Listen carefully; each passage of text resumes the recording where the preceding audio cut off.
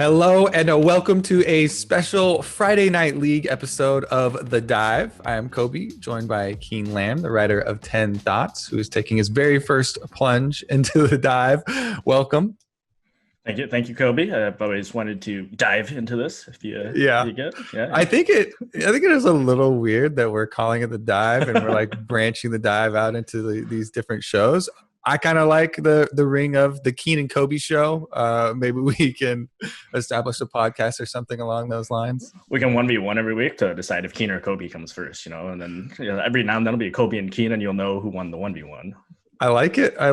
What are you rated right now, by the way? I'm a little competitive, and I know that you have always been, either diamond or master. So I feel like these 1v1s would get heated. I feel like I'm getting called out here now. I'm actually only plat like 3 or something. Okay. I have not really. I feel better. I haven't been playing as much. I've been kind of on the Escape from Tarkov binge. If you've heard of that game at all. So, yeah. They're definitely on the shooter train with like Valorant and everything. So. Nice. But I do still have some pride as a mid laner where I feel like I can jump a couple divisions up to take a jungler if I need to. That's true. You should have an inherent advantage. Wait, where are you at right now? Right now, I am also a little embarrassed because I'm only at Diamond 2, and I usually pride myself on keeping up at like the D1 Masters line, where I can try to peek my head into Masters for a little bit. Mm-hmm. Just unlucky teammates, what happens. Exactly. So I watched a couple of the podcasts that you do with Jatt, the JLXP, and really like the kind of slower style that you did with him, and just kind of breaching some of the subjects that have been popping up this week. Our week one was full of a lot of stuff to unpack, and I kind of wanted to start it off actually with talking about Jatt because he left us again. I was heartbroken the second time, and it was kind of a different reaction because the first time he left, we were all shocked. And we're like, oh my God, like we have to go into red alert mode. What are we going to do to replace all these things that Jatt did? And the second time we're like, okay, he's leaving again. Similar thing. How was it for you? Because now this time around, you've already developed your own, relationships with Jatt with these podcasts and kind of got a weekly thing going. Yeah, I mean, I think I definitely was surprised. I'm glad that you guys had some experience in kind of making that shift. You just go into your Google Docs and search Jatt leaving. You go find documents from like a year ago. It's like, we were prepared for this. For me, actually, I felt like we dealt with it worse this time. But yeah, keep going. Yeah, I mean, it's just one of these things where in the spring split, I finally started doing all these podcastings, and I felt like I was kind of getting into a groove at the end. So it's kind of a little sad to have Jatt leave. We're going to lose out on the dosage of NBA that we kind of brought. But there's no NBA right now anyway. So maybe in due time, you are Kobe after literally Kobe Bryant. So there's definitely some space for the basketball talk there. But for me personally, I think it's very exciting to be chatting with you specifically right now. And when you talk about the laid back style, I've mentioned this I think to you in the past as well, but I've also told other people is like you specifically and Wombat were the people that kind of got me into League of Legends in terms of like from a casting, like you guys were the guys I grew up with. So like those of you coming in recently are like, I got Captain Flowers, I got Kobe, I got Freak. And for me back in the day, 2012 with the TSM Invitationals, it was Kobe and Wombat casting these like 10-hour marathons on Saturdays and Sundays. So that was it's a very exciting place to be almost a decade later. Yeah, you're really bringing me back with that one. That's, pre LCS, for everybody who's not a boomer like us, watching a lot of these games. And that was a time, where there were a lot less rules too, which maybe allowed us some more, freedom with some of the liberties that we would take during those casts. I really do want to examine more what Jatt has done in his first week, because we've all, of course, this is a big topic for all of us, and we're all like, anticipating what is going to happen as he's transferring into head coach. He's been very outspoken, like, all right, I'm coming in mostly to watch and learn. And I'm like so jealous because I want to learn from Core JJ, just have him every day, all day, discussing league strategy and, learning from the players what they feel like their identity is. Those all sound like such exciting opportunities and some new challenges to go after. So I put together a little draft analysis on Team Liquid's first 2 games. It's a very small sample size, but I could already see both old Team Liquid style and Jatt as we know him. Because we know Jatt, as a jungler himself, he's always this more low risk style, focusing more on like heavy farm and kind of guaranteed advantages to try and build up and on an objective focus. And if you actually look at their first 2 drafts, they're almost identical. And it kind of slipped by a lot of the people because it's only 2 games, first 2 games, right? 2 points to make a line. That's barely a pattern. But in both of the games, they draft 3 of the exact same champions: the Mordekaiser, the Trundle, it's one of his favorites, and Aphelios, and then Azir Orianna as their mid laner. As you're a mid laner, like that's the exact same class of scaling control mage, right? And then they put a little bit of flavor in with Core JJ's pick, which is a CC of either Bard, more offensive, looking for picks, or the Braum. And to me, that's just a very clear and kind of iconic both Team Liquid and Jatt style. How do you feel like he's melding with the team already and kind of what they already showed in their week 1 trend? Yeah, I thought the control style was definitely what you would expect. I think when you saw him as an analyst, I think he kind of gravitated towards teams that, like, he had a lot of respect for teams that could control the map well. I don't know him well enough in terms of like the playing side of things. So in terms of like, so it's interesting to see that you're like, oh, Trundle is a very Jatt pick. And I know throughout the broadcast, like it wasn't just you, but like everybody was kind of cracking jokes about how like, oh, of course Jatt's going to like pick fiddlesticks and he's got all these weird things that he likes to pick. And so it was nice for me to kind of get that kind of perspective. Like you said, though, there's a lot left in the season. And it's always one of these things where like, I've always wondered this, if you are a coach, I'm also curious from your perspective, because you actually mentioned on the dive this week how you've fielded some offers throughout the years as well, which was very interesting to me. So I'm curious, there's always these kind of 2 trains of thoughts, right? Is when you come in with a new coach or like a new GM, do you implement your system? And this is also a thing that they talk about in basketball, football all the time, is do you implement your system or do you adjust the way you coach to fit your pieces? And so I'm curious, is this Jatt implementing his system? Do the pieces already fit the system? Like, what is the balance between that? And like, from your perspective, like, how do you approach that when you like, let's say you want to play a style that favors a jungle carry heavily, but your jungler is, I'm not gonna name names. Let's say your jungler is me. Yeah, he's some plat 3 scrub that you have to deal with. But you think the proper way is to play through jungle, but you can't make that trade. How do you deal with that?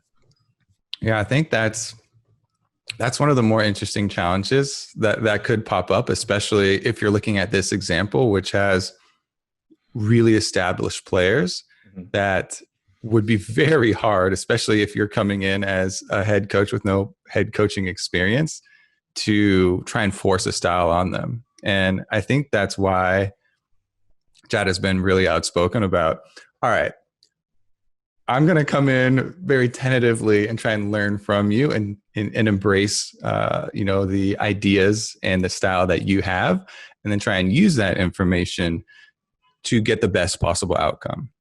To your earlier point, I think this is a case where they actually align on a lot of them, because Jatt kind of does hold a lot of similar views, I feel like, on the way that the game is played in this kind of what as the Team Liquid, more slow, more risk averse, I would say.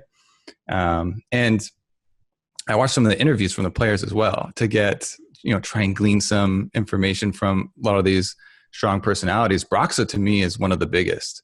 And he did an interview where he talked about looking at replays from last season and thinking, why aren't we fighting here? Why am I not, taking this objective? Why am I not fighting here? Like, he was pretty outspoken about like wanting to be more aggressive.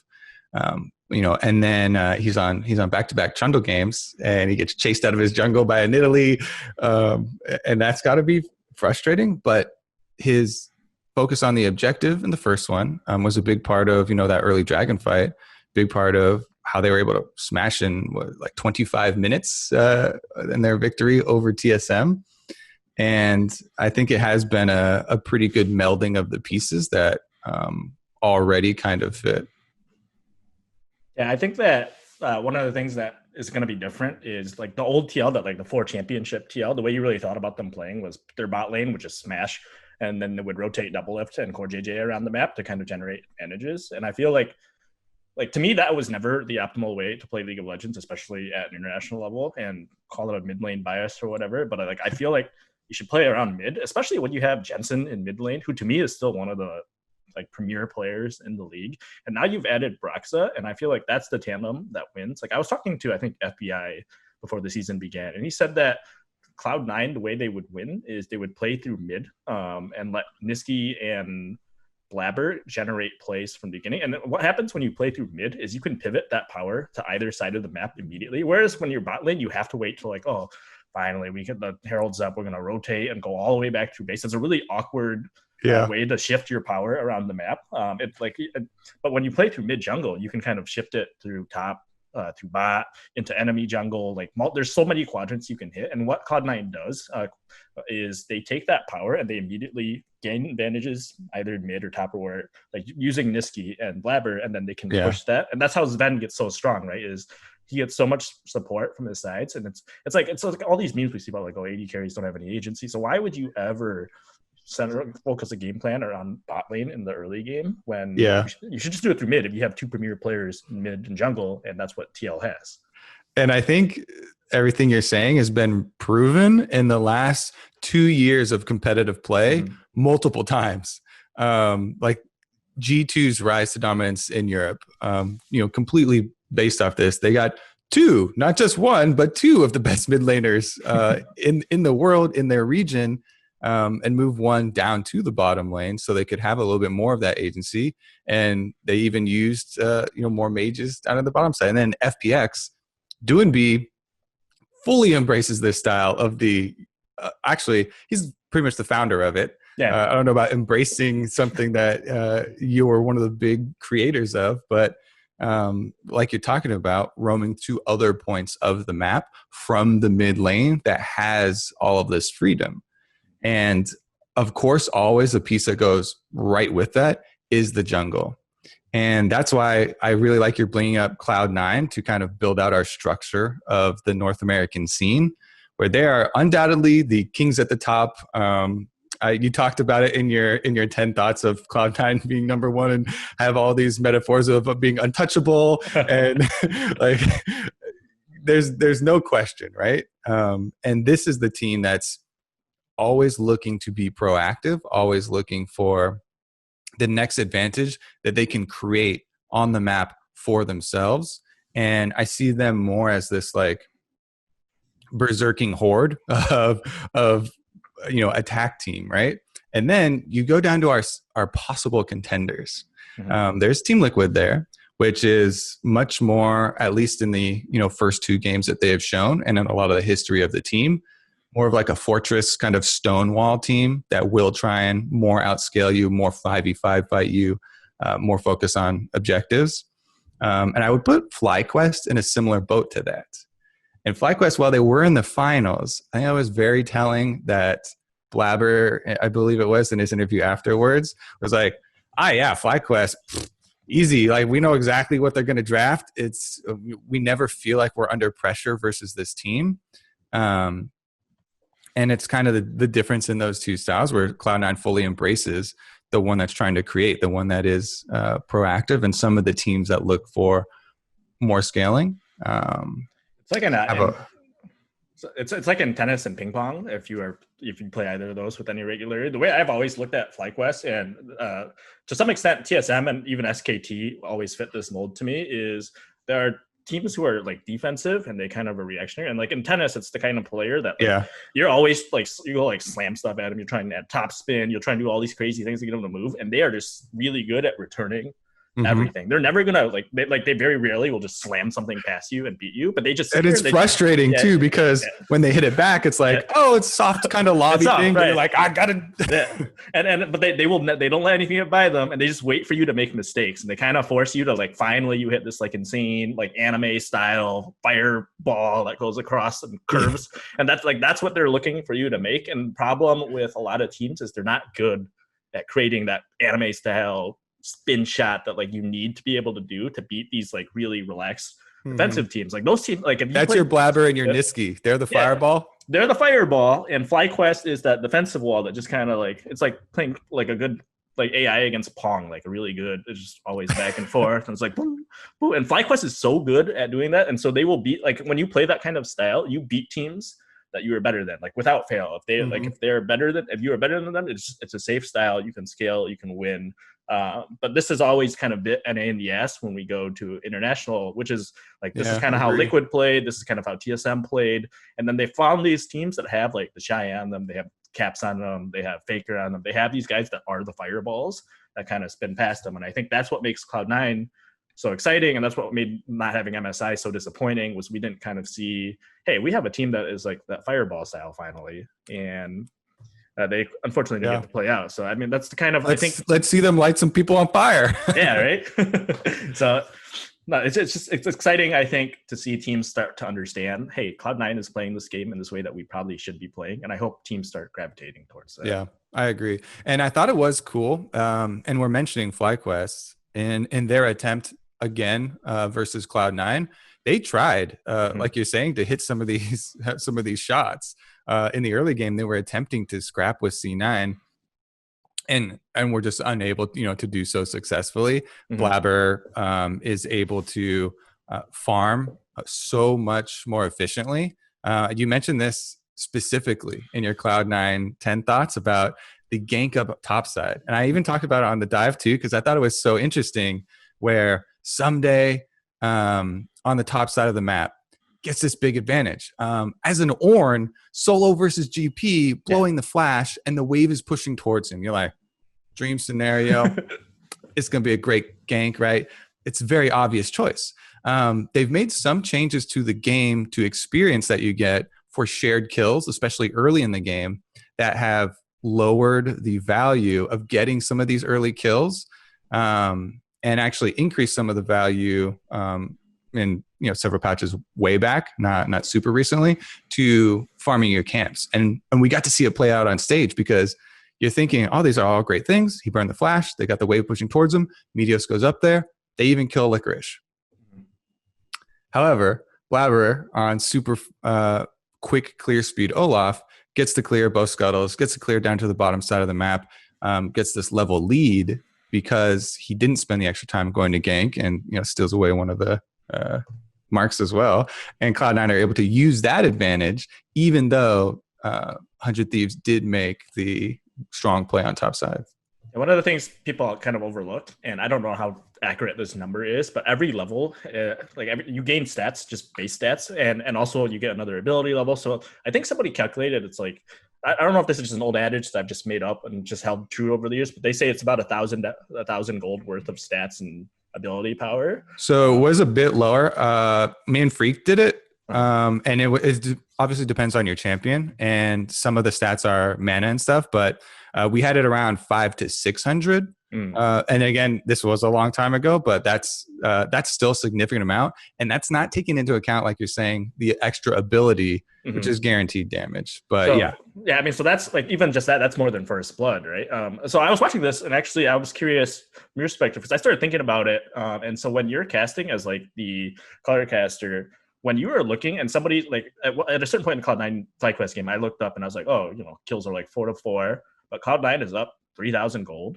And so it's easy for us to be like, oh, it's because they have better macro. But I'm curious, like if you're a viewer and you tune in and hey, Cloud9's really good at getting these like hit. I don't know if they're even hidden, but these advantages that don't necessarily show up on the kill count, they don't show up sometimes even in tower. Like, what do you look for personally in the early game that says, oh, hey, they're generating like 500 gold here, 300 gold here. Like, what are the things I a like this viewer a should be lot. watching for to kind of notice what Cloud9 is doing? Yeah, I like this a lot because you're bringing up the nuance of team compositions, Mm-hmm. and it all comes down to where are you spending your resources and for what purpose.